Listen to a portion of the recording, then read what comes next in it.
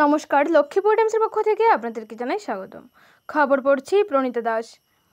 চিরি নদীর ভাঙনে গ্রাস করতে চলেছে জয়পুর বালাধন পূর্ত সড়ক।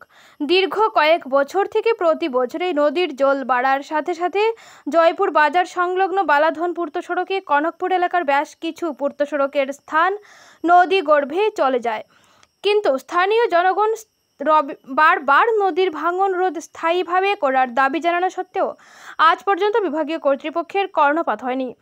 এবারের নদীর ভাঙন রোধে বাঁশের গড় দিয়ে বিভাগীয় কর্তৃপক্ষ কাজে হাত দিয়ে স্থানীয় জনগণ তাতে আপত্তি জানান। তারা পথে নেমে সাংবাদিকদের জানান তারা চান উক্ত স্থানে স্থায়ীভাবে নদী ভাঙন রোধ করার দাবি জানান, অন্যথায় বাঁশের গড় দিয়ে নদী ভাঙনের কাজ তারা কোনো মতেই মেনে নেবেন না। তারা আরও জানান উক্ত সড়ক দিয়ে বালাধন, চা বাগান, মঙ্গলপুর, দিঘলি, দুর্গানগর, চিরপুঞ্জি, কলমপুঞ্জি, বেতেপুঞ্জি, ভুবননগর, ডিসকা, কনকপুর এলাকাসহ বহু গ্রামের লোকের আসা যাওয়া ও যান চলাচলের একমাত্র প্রধান সড়ক এটি। এই সব গ্রামের জনগণের জয়পুরের সাথে যোগাযোগ করতে এই রাস্তাটি ছাড়া আর কোনো বিকল্প নেই। প্রতিদিন শত শত গাড়ি উক্ত রাস্তা দিয়ে আসা যাওয়া করে থাকে। নদী ভাঙনের ফলে রাস্তাটি গ্রাস হতে চলেছে। এই স্থানে স্থায়ীভাবে নদী ভাঙন রোধ করা না হলে যে কোনো সময় যান দুর্ঘটনায় লোকের প্রাণহানি হতে পারে। তাছাড়াও তারা বলেন প্রতি বছর নদীর জল বাড়ার সাথে সাথে এই স্থানে নতুন করে ভাঙন শুরু হয়, ফলে পূর্ত সড়ক সরু হতে থাকে। রাস্তার নির্মাণে পার্শ্ববর্তী বসতবাড়ির লোকেরা তাদের বাড়ির সীমানা থেকে রাস্তা নির্মাণের জন্য জমি ছেড়ে দিতে হয়।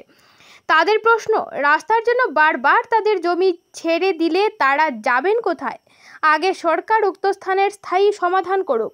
যতদিন পর্যন্ত স্থায়ী সমাধান হচ্ছে না ততদিন পর্যন্ত তারা রাস্তা নির্মাণের জন্য জমি আর ছাড়বেন না বলে সাফ জানিয়ে দেন। কংগ্রেস আমল থেকে এই স্থানের স্থায়ী সমাধান করার দাবি জানিয়ে আসছেন তারা, কিন্তু প্রতিবারেই তাদের ললিপপ দেখিয়ে শান্তনু দেন